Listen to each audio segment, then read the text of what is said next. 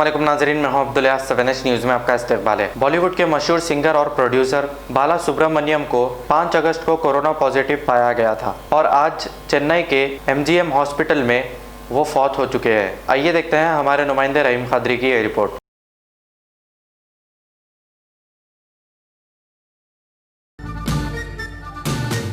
तुमसे जो देखते ही प्यार हुआ, जिंदगी में पहली बार हुआ है। तुमसे जो देखते ही प्यार हुआ, जिंदगी में पहली बार हुआ। तुम